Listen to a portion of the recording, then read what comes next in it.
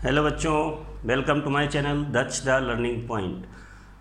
आज हम लोग इस वीडियो में पढ़ने वाले हैं degree of polynomial. Last video में भी हमने थोड़ा सा डिग्री ऑफ पॉलिनोमियल के बारे में पढ़ा था, समझा था, जिसमें हम लोगों ने और भी टॉपिक्स कवर किए थे। जैसे वहाँ पे हमने ये पढ़ा था कि पॉलिनोमियल क्या होते हैं, उनके टर्म क्या होते हैं, कोएफिशिएंट क्या होते हैं, और टाइप्स ऑफ पॉलिनोमियल भी हमने वहाँ कवर किया है लास्ट वीडियो नंबर 7 में। तो आज हम लोग इस लेक्चर में पढ़ने वाले हैं पॉलिनोमियल की डिग्री क्या होती है, डिग्री कैसे फाइंड आउट करते हैं, अगर सिंगल वेरिएबल है तो डिग्री कैसे फाइंड आउट होगी, डबल वेरिएबल आया हुआ है तो डिग्री कैसे फाइंड आउट होगी, सारा कुछ हम लोग कवर करेंगे। और किस टर्म की डिग्री फाइंड आउट नहीं कर सकते हैं, कहाँ पे डिग्री हम नहीं शो कर सकते हैं, उसको हम लोग समझेंगे। तो आइए वन बाई वन देखते हैं डिग्री ऑफ पॉलिनोमियल। तो हमने लास्ट क्लास में आपको समझाया था कि डिग्री ऑफ पॉलिनोमियल क्या होती है। एक बार रिमाइंड कर लेते हैं। If any equation in the form of ax plus b, ये कैसी इक्वेशन होती है? लीनियर इक्वेशन होती है। अगर कोई इक्वेशन ऐसे है ax square plus b x plus c के फॉर्म में, ये कैसी इक्वेशन होती है? क्वाड्रेटिक इक्वेशन होती है। ax cube plus b x square plus c x plus d के फॉर्म में है, ये क्यूबिक इक्वेशन होती है। And ax to the power 4 plus b x cube plus c x square plus d x plus e, ऐसा अगर कुछ है तो ये कैसे होती है? बाय क्वाड्रेटिक होती है। ठीक है, बाय क्वाड्रेटिक का मतलब 2 टाइम्स ऑफ क्वाड्रेटिक। ठीक है, अब यहाँ पे आपको दिख रहा होगा, यहाँ पे डिग्री कितनी है? Degree is 1। इस केस में डिग्री कितनी है? डिग्री 2। इस केस में डिग्री कितनी है? 3। और लास्ट केस में कितना है? डिग्री 4। और सपोज दैट हमने एक वर्ड ही ले लिया, ओनली ए, तब डिग्री कितनी होगी इसकी?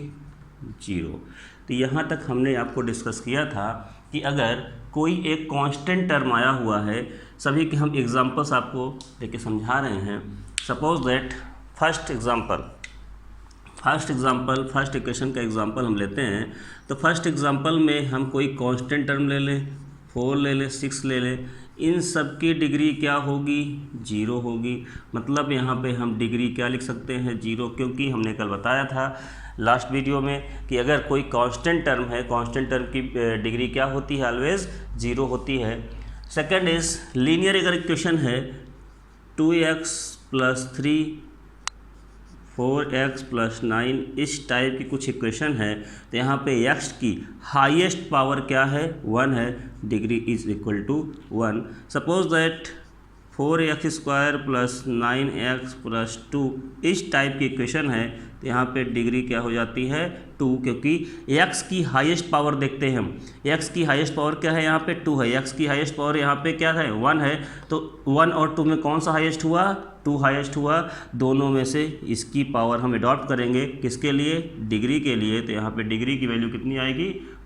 2 आएगी। सपोज दैट इसका एग्जांपल हो चुका है। सपोज दैट हमारे पास इक्वेशन एक ये है 9x cube plus 4x plus 9। तो यहाँ पे x स्क्वायर का टर्म नहीं आया, तो इसमें भी हम डिग्री निकाल सकते हैं। जैसे x क्यूब, x की पावर हाईएस्ट कहाँ पे है? दिस x क्यूब, मतलब डिग्री कितना है? 3 है।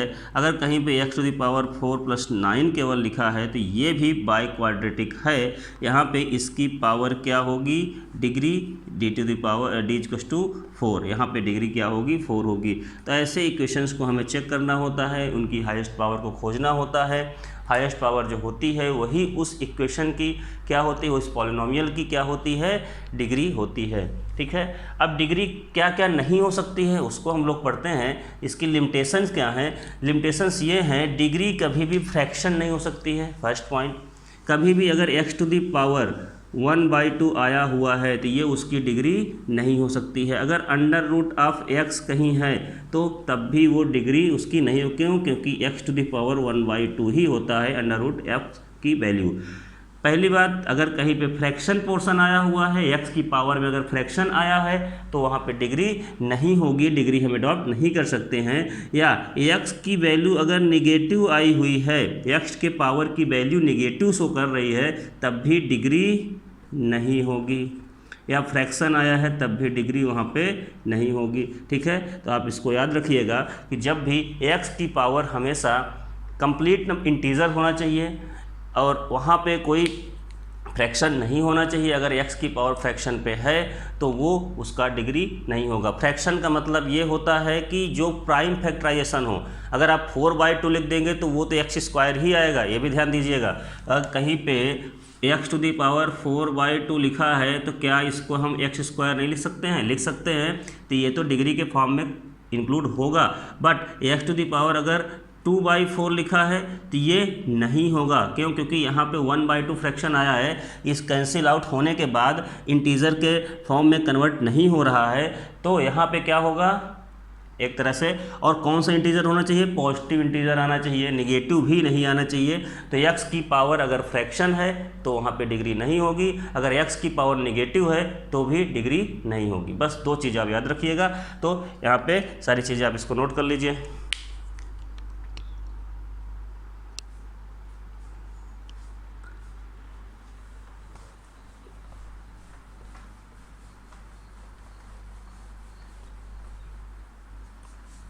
तो ये तो बात रही सिंगल वेरिएबल्स की डिग्री निकालने में। अगर डबल वेरिएबल्स आ जाएं तब कैसे करेंगे? सपोज दैट हमारे पास एक इक्वेशन है 3x³ + 4 8y and y³ x ऐसा कुछ आ जाए स्क्वायर + 9 ऐसे कुछ इक्वेशन हो।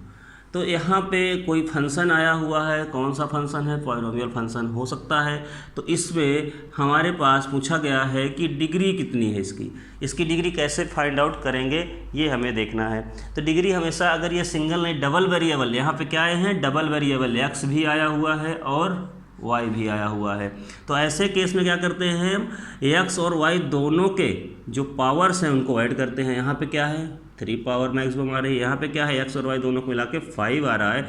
यहाँ पे कोई पावर ही नहीं, 0 है। तो हाईएस्ट पावर क्या है? 5 है। तो इसकी डिग्री क्या होगी? 5 होगी। Degree of this polynomial is 5। मतलब अगर डबल वेरिएबल आए हुए हैं कहीं पे तो दोनों वेरिएबल्स को जो पावर है उसको हमें ऐड करना है, देन हमारा आंसर होगा। यहाँ पे क्या आया था? इसका 3 था, इसका 2 था, दोनों को ऐड किया 5 आया। तो यहाँ पे जो डिग्री होगी वो 5 होगी। ठीक है, समझ गए होंगे आप लोग। अगर हमारे पास और भी कुछ क्वेश्चन है,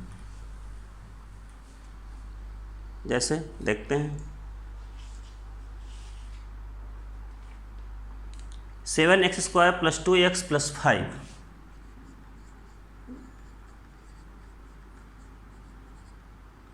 ये क्वेश्चन है। दूसरा क्वेश्चन है 7n² m + 4m। And third equation है 8xy³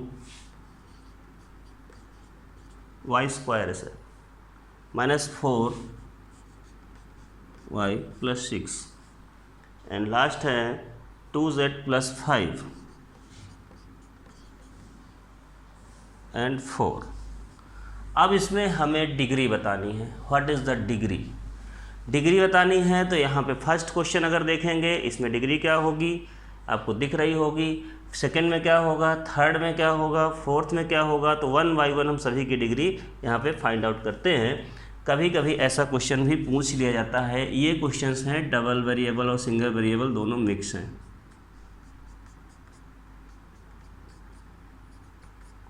फर्स्ट केस में अगर हम देखें तो इसमें डिग्री कितना होगा, तो डिग्री को आपको मालूम है highest power of any variable या highest exponent of any variable is called degree. तो यहाँ पे एक्सपोनेंट हाईएस्ट कितना है x का, देखिए x की पावर कितना हाईएस्ट 2 है, तो डिग्री इक्वल्स टू 2।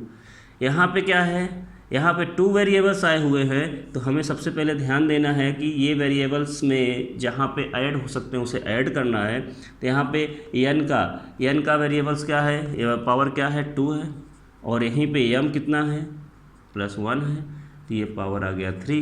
बट यहाँ पे m की पावर कितनी है 1 ही है, तो हाईएस्ट पावर कितना हो रहा है, हाईएस्ट पावर 2 + 1 मतलब 3 हो रहा है। और ये ध्यान देंगे जब ये मल्टीप्लाई में होंगे तभी इनकी पावर्स को हम ऐड करेंगे। तो यहाँ पे डिग्री इक्वल टू कितना आएगा 3। इस केस में देखें, इस केस में क्या है, x की पावर 1 है, y की पावर 2 है, y की पावर यहाँ पे 1 है, तो ये सिंगल ही है, यहाँ पे कुछ नहीं है, तो यहाँ पे आ जाएगा 3। तो हाईएस्ट पावर जो होगी वही होगा इसका डिग्री। यहाँ पे वेरिएबल z है, z की हाईएस्ट पावर और कोई वेरिएबल यहाँ पे नहीं आया हुआ है, तो हाईएस्ट पावर z की कितनी है 1 है, डिग्री इज इक्वल टू 1। यहाँ पे क्या है 4 है, कांस्टेंट है, कांस्टेंट टर्म में क्या डिग्री होती है, तो डिग्री इज इक्वल टू 0। क्यों, क्योंकि कांस्टेंट के साथ x⁴ मल्टीप्लाई होती है, तो x की हाईएस्ट पावर यहाँ पे 0 है, तो डिग्री हो जाएगी 0। आई होप आपको अब समझ में आ गया होगा कि डिग्री कैसे फाइंड आउट करते हैं, सिंगल वेरिएबल में एंड डबल वेरिएबल में डिग्री का फाइंड आउट हम लोग कैसे करते हैं। इसको नोट कर लीजिए।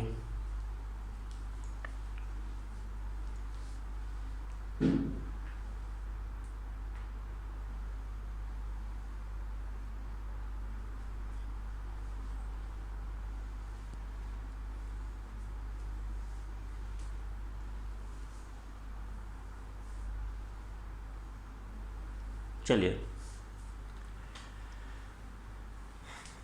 अब कुछ ऐसे क्वेश्चंस आते हैं, आपको चेक करना होता है कि ये पॉलिनोमियल है या नहीं है, तब कैसे करेंगे, तो उसको भी देख लेते हैं। विच वन आर पॉलिनोमियल और नॉट। सपोज दैट हमारे पास कुछ क्वेश्चंस हैं, हम नोट कर ले पहले क्वेश्चन को। 2x - 1 फर्स्ट क्वेश्चन था, चेक पॉलिनोमियल और नॉट।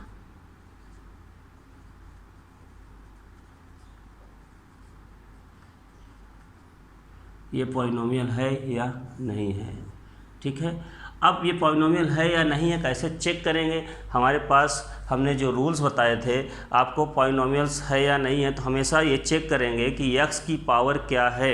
अगर फ्रैक्शन पे आ रहा है तो वो पॉलिनोमियल नहीं होगा, अगर x की पावर नेगेटिव आ रही है तब भी वो पॉलिनोमियल नहीं होगा। ये हमने कई बार बताया आपको, ठीक है। तो यहाँ पे अगर x की पावर फ्रैक्शन आ रही होगी तो पॉलिनोमियल किसी भी हालत में नहीं हो सकता है, और x की पावर अगर क्या आ रही है नेगेटिव आ रही है तब भी वो पॉलिनोमियल नहीं होगा। x की power only and only positive आनी चाहिए, पॉजिटिव इंटीजर होना चाहिए, तभी वो क्या होगी पॉलिनोमियल होगी, और फ्रैक्शन नहीं होना चाहिए, ठीक है। तो आपको समझ में आ गया होगा। यहाँ पे ये x⁴ अगर हम इसको ब्रैकेट को ओपन करें तो क्या लिख सकते हैं 2x - 1 होल पावर 1/2। अब पावर किस में है 1/2 में है, पावर अगर 1/2 में है तो x की पावर 1/2 ही आएगी। अगर इसको हम ओपन करेंगे तो ये नॉट अ पॉलिनोमियल, ठीक है। सेकेंड क्वेश्चन देखते हैं।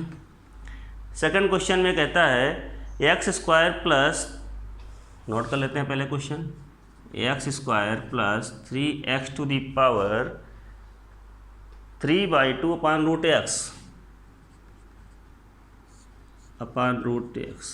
ओके। अब बताइए भाई, इसको सिंप्लीफाई करते हैं।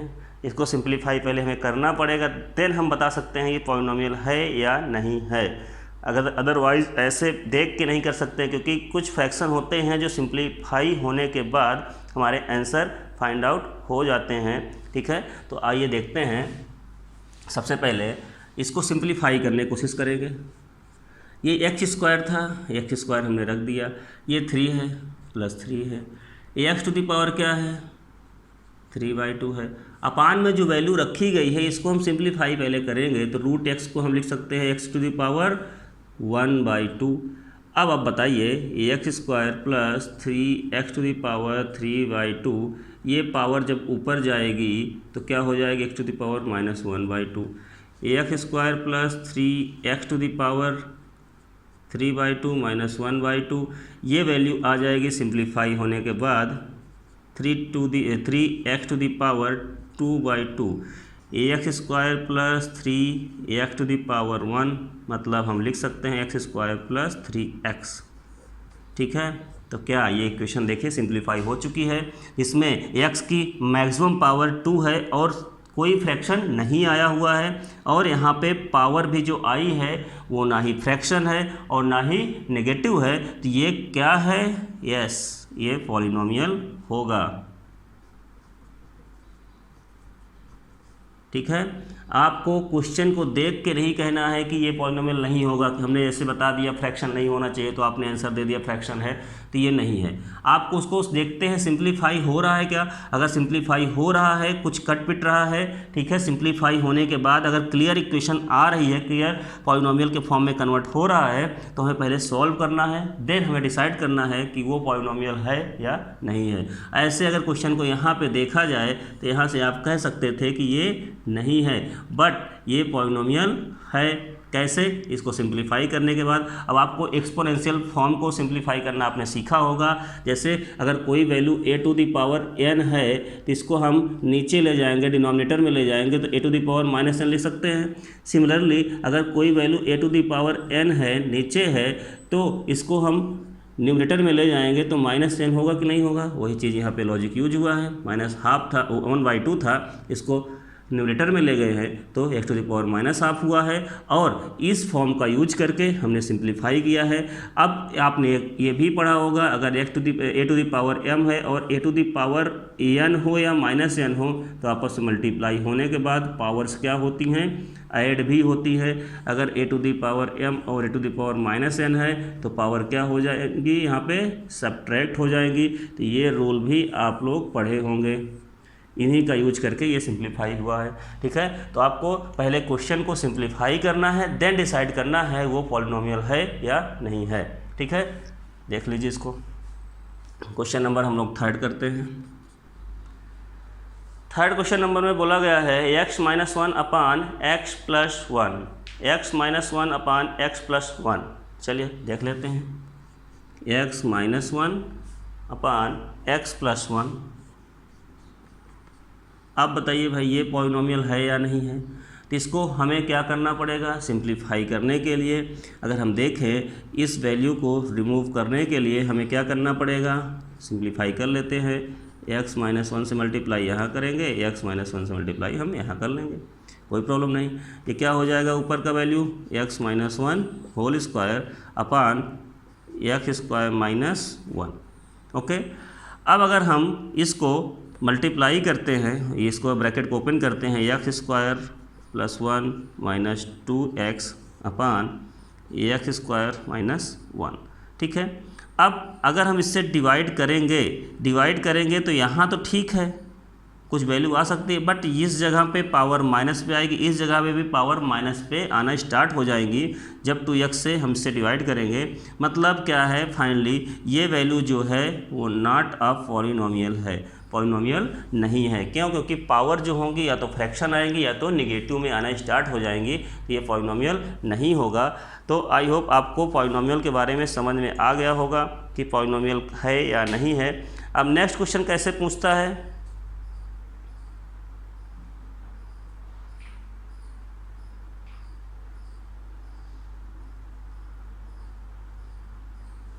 चलिए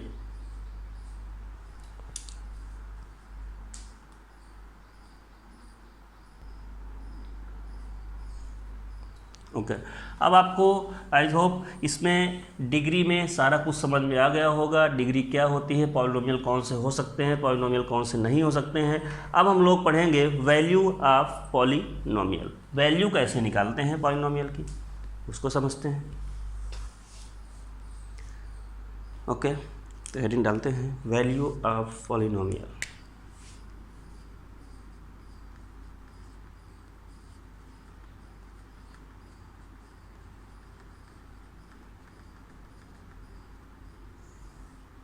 वैल्यू ऑफ पॉलिनोमियल्स, वैल्यू क्या होती हैं? तो वैल्यू निकालने के लिए हमें देखना ये होता है कि कौन सा पॉलिनोमियल किस वैल्यू पे सेटिस्फाई हो रहा है। जैसे अगर आपको कोई इक्वेशन दे दी जाए, कोई पॉलिनोमियल इक्वेशन है सपोज दैट हमारे पास f x is equal to a x square plus b x plus c, ये इक्वेशन है। सपोज दैट हमने बोल दिया कि हमें एफ पी की वैल्यू बताइए, एफ पी की वैल्यू बताइए। तो हम क्या करेंगे, एफ पी की वैल्यू निकालने के लिए हमें एक्स की प्लेस पे पी पुट कर देना है। बस एक्स के प्लेस पे अगर हम पी पुट करेंगे क्या हो जाएगा, a p square plus b p plus c, मतलब हम एफ पी फाइंड आउट कर चुके हैं। सिमिलरली अगर कोई पर्सन बोल दे हमें एफ वन बताइए, एफ वन का मतलब क्या होता है, वन कहाँ पे आया है, एक्स के प्लेस पे आया है, तो आप x equal to one put कर देंगे।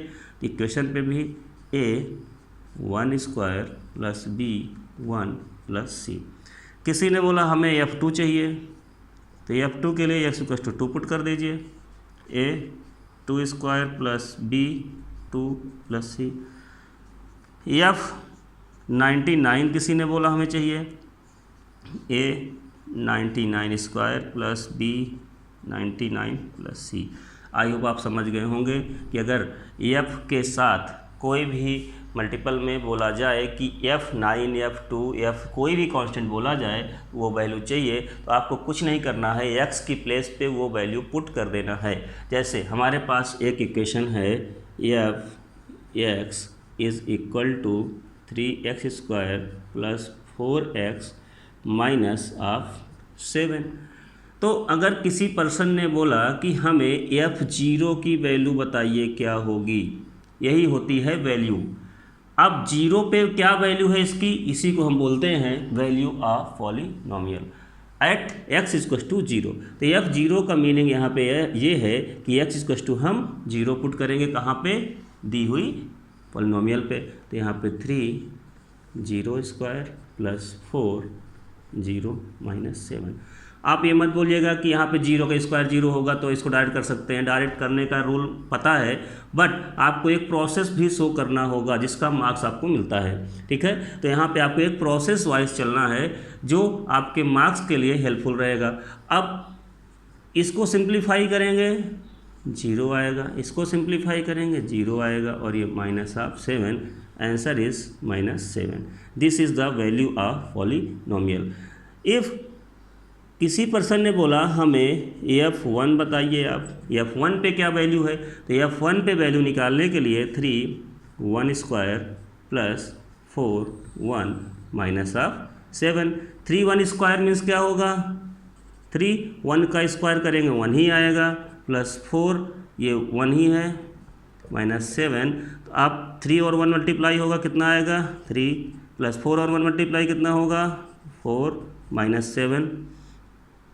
इस केस में क्या आएगा, 7 माइनस 7 इज इक्वल टू 0, मतलब वैल्यू आ गई 0। आई होप आपको समझ में आ गया होगा कि वैल्यू क्या होती है, वैल्यू हम कैसे फाइंड आउट करते हैं। अगर इसी में किसी ने बोला हमें F3 की वैल्यू बताइए या F2 की वैल्यू बताइए, तो अगर ये क्वेश्चन लिखा जाए तो हम इसको ऐसे रिप्रेजेंट कर सकते थे, f x equal to 3x square plus 4x minus 7 if f(x) is equal to 3x square plus 4x minus 7, then find f0, f1, f2, f3। तो ऐसा क्वेश्चन अगर पूछा जाता है तो उसमें कुछ नहीं पूछा गया है, उसमें ये बोला गया है कि आप पॉलिनोमियल की वैल्यू को शो करिए, कितनी वैल्यू है वहाँ पे। ठीक है, तो इसमें देखिए f0 की वैल्यू आप फाइंड आउट कर चुके हैं, तो f0 की वैल्यू निकल चुकी है, ऐसे सॉल्व करेंगे। f1 की वैल्यू ऐसे होगा। अगर हम f2 की वैल्यू सॉल्व करें तो कुछ नहीं करना, आपको x इक्वल टू 2 पुट कर देना है कहाँ पे, दिस इक्वेशन पे। तो 3x के प्लेस पे 2 पुट करेंगे प्लस 4x की प्लेस पे 2 माइनस 7। यहाँ पे आपको ध्यान देना है, यहाँ पे आपको 3 से 2 को मल्टीप्लाई करके स्क्वायर नहीं करना है। कुछ बच्चे ऐसे गलती कर देते हैं, तो वो चीज़ आप नहीं करेंगे। आप क्या करेंगे, 3 जैसे है वैसे रहेगा, जिसका स्क्वायर है उसको हम स्क्वायर कर लेंगे। 2 का स्क्वायर 4 होगा, प्लस 4 2 8 माइनस 7। 3 इंटू 4 कितना, 12 प्लस 8 माइनस 7, अब प्लस वाली वैल्यू को हम ऐड कर लेंगे, 12 और 8 कितना है, 20 है, -7, answer is 13। Value of F2 in given equation is 13। ठीक है, अब F3 की वैल्यू फाइंड आउट करना है। तो देखिए F3 की वैल्यू फाइंड आउट करने के लिए क्या किया गया है, इसी में समझिए, F3 लिखा गया है, x की प्लेस पे 3 कर दिए हैं, x की प्लेस पे 3 कर दिए हैं। यहाँ पे 3 का स्क्वायर होगा तो 9 हो जाएगा, यहाँ पे 4 × 3 होगा तो 12 हो जाएगा, और 3 × 9 कितना होगा, 27 होगा, और ये 12 होगा। 12 और 27 को हम ऐड करेंगे, कितना आएगा, 9 एंड 39 आएगा। ये 39 से 7 माइनस करेंगे तो कितना आएगा वैल्यू, 32 आंसर आ जाएगा। तो आप देख सकते हैं कि हम चेंज, रेड पेन जहाँ जहाँ चला है वहीं पे चेंज करना है बार बार। आपको पता चल गया होगा कि अगर ऐसा कुछ हो रहा है तो हमें चेंजमेंट कहाँ करना है, x की प्लेस पे करना है, बाकी इक्वेशन हमारी वैसी की वैसी रखी है। ठीक है, तो रेड पेन से आप जो लिखा हुआ है यहीं पे चेंजमेंट होने वाला है। अगर F4 पूछ लिया जाए तो जहाँ पे 3 है हर जगह 4 आ जाएगा, सिंप्लीफाई करने के बाद वैल्यूज़ चेंज हो जाएंगी। 5 पूछा जाए, 9 पूछा जाए, 10, मतलब कुछ भी पूछा जाए उसमें, तो आप इस इक्वेशन को, इस पॉलिनोमियल को सॉल्व कर सकते हैं और उसकी वैल्यू को निकाल सकते हैं। ठीक है, सॉल्व कर लीजिए, इसको नोट कर लीजिए।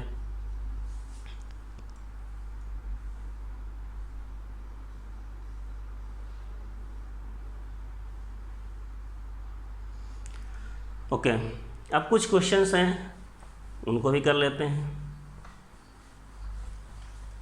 पॉलिनोमियल में आई होप आपका कॉन्सेप्ट क्लियर हो रहा होगा, नहीं हो रहा तो आप लोग कमेंट करिए, उसको बताइए, हम आपके कॉन्सेप्ट क्लियर करेंगे।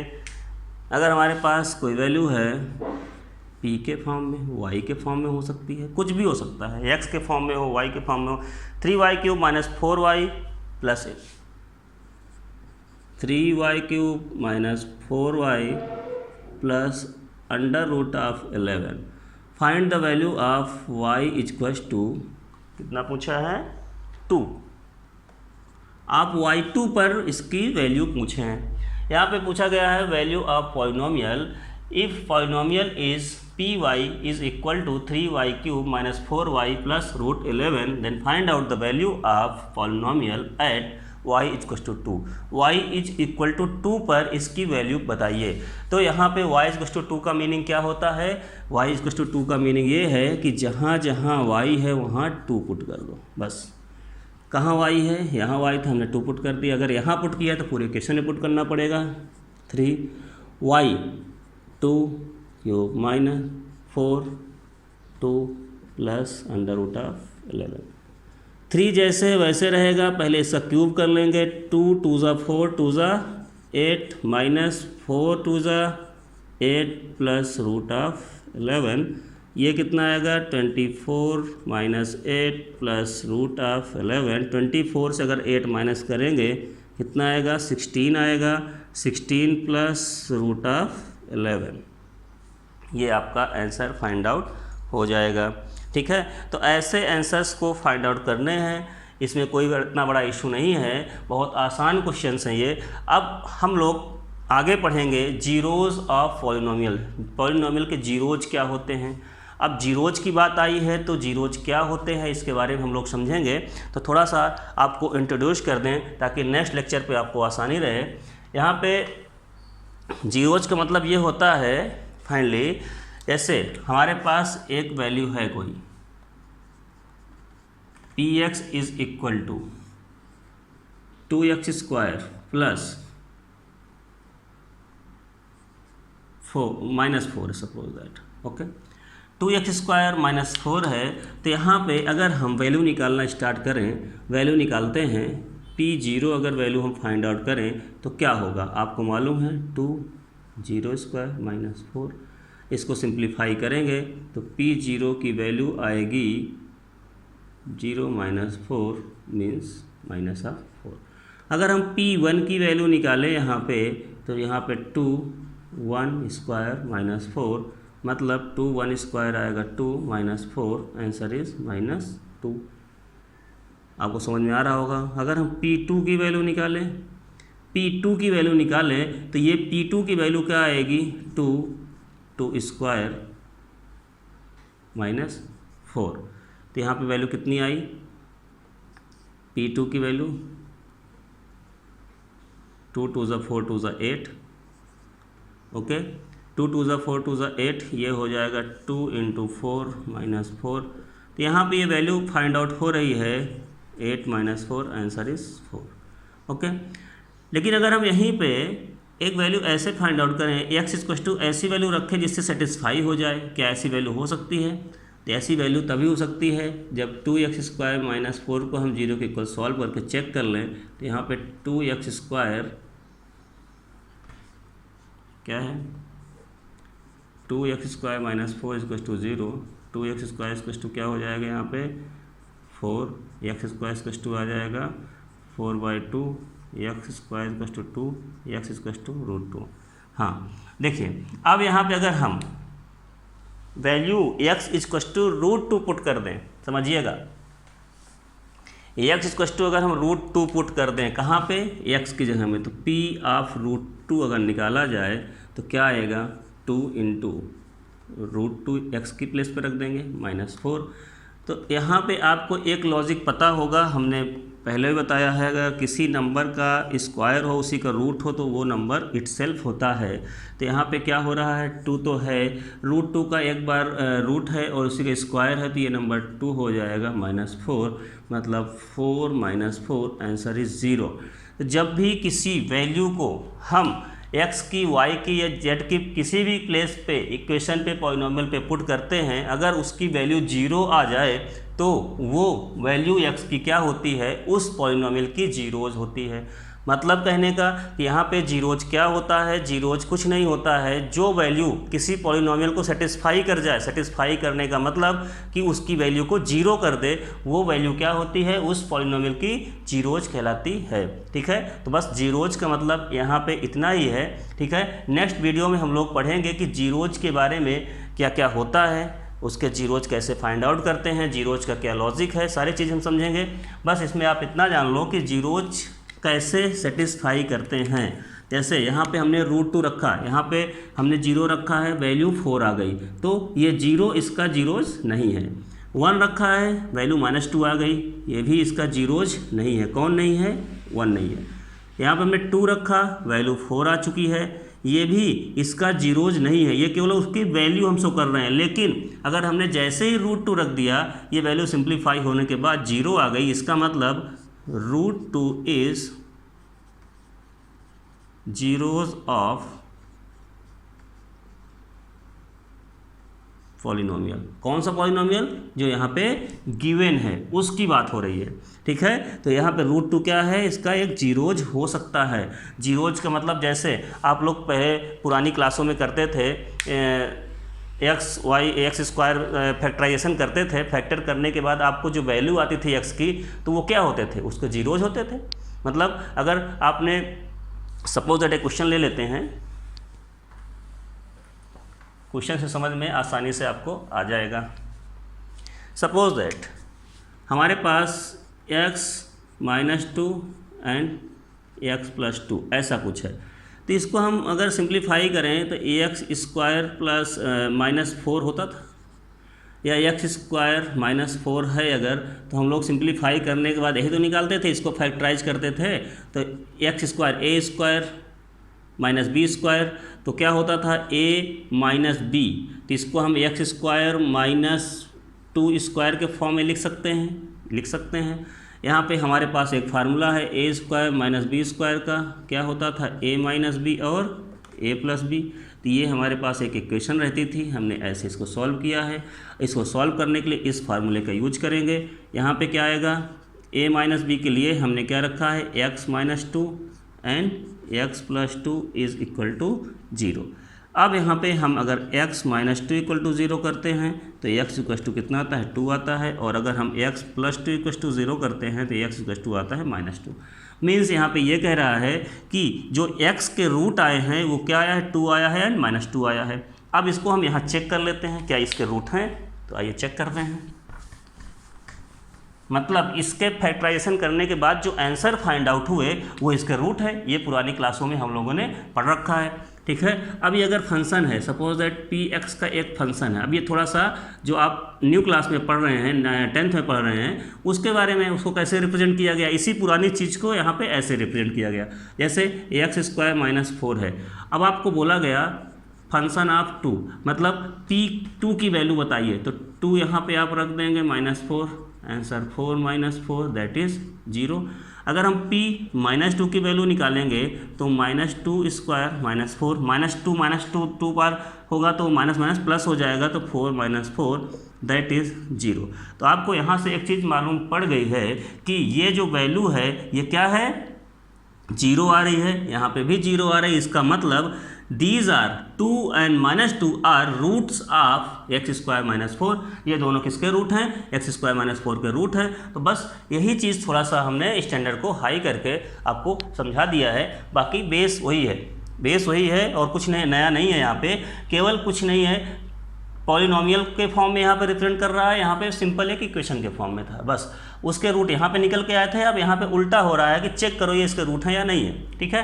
तो आइए अब हम लोग नेक्स्ट वीडियो में इसको और डीपली पढ़ेंगे और समझेंगे सारी चीज़ें, क्योंकि इसमें से एक क्वेश्चन आपके एग्जाम में आना ही आना है, जहाँ पे अल्फा बीटा समथिंग करके कुछ क्वेश्चन होते हैं, ठीक है। तो इस वीडियो को आप लोग लाइक करिए, शेयर करिए, सब्सक्राइब करिए और नेक्स्ट वीडियो में हम लोग मिलते हैं नए टॉपिक के साथ। Thank you.